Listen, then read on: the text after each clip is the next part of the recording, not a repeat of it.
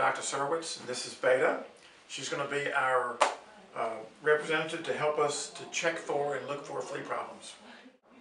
We actually started seeing fleas. We've had a very mild winter, and when the temperatures get up, when they get up around 85 and above, we see a lot more flea activity. Every area may be a little different, but what we're going to do is just basically to know what and how to check for fleas. What I do is I always will look at the dog and see if it's having any behavior problems that would suggest it has fleas. What people will notice, a lot of times they'll call us and tell us they see their dog reaching around, grabbing itself and chewing on itself quickly. Usually when they're doing that, it's a flea bite irritation.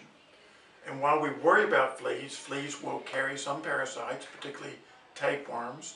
They can also cause skin problems. They cause irritation by actually biting and sucking blood, and they can also have flea bite reaction, what we call a flea bite allergy. So in looking for fleas, I look at the skin and hair coat and make sure it looks okay.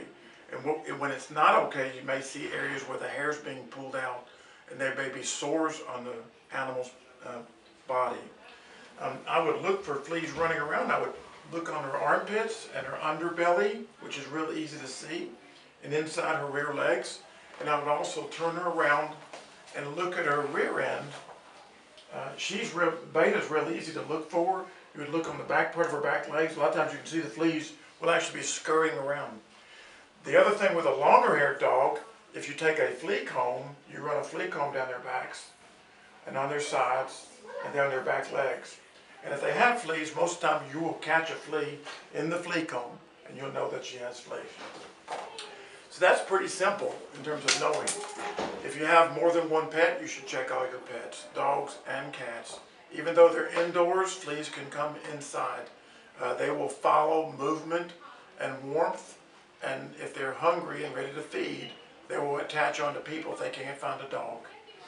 So that's what you kind of can look for, and some environments are worse than others. When you do have fleas, there's things you can use to put on your dog to kill the fleas, and there's things things you can give your dog to kill the fleas, and there's things you can do to prevent the dog from getting fleas for the future. And we'll talk a little bit about some of the products that are available. But today, in today's world, you can do flea baths with a flea shampoo. You need to look on everything that you use for your dog or your cat to make sure it's okay for debilitated animals, for pregnant animals, for the very young and the very old. Most all the products have that are reputable have disclaimers on there or warnings for using the product safely. So make sure you read if it's okay for your dog, if it's okay for your young dog, or if it's okay for a cat. Particularly, there's many things that are okay for a dog that are not okay for a cat, and you have to be very careful with that. That's the flea story to begin with, as far as just knowing and checking and why you would check your dog for fleas.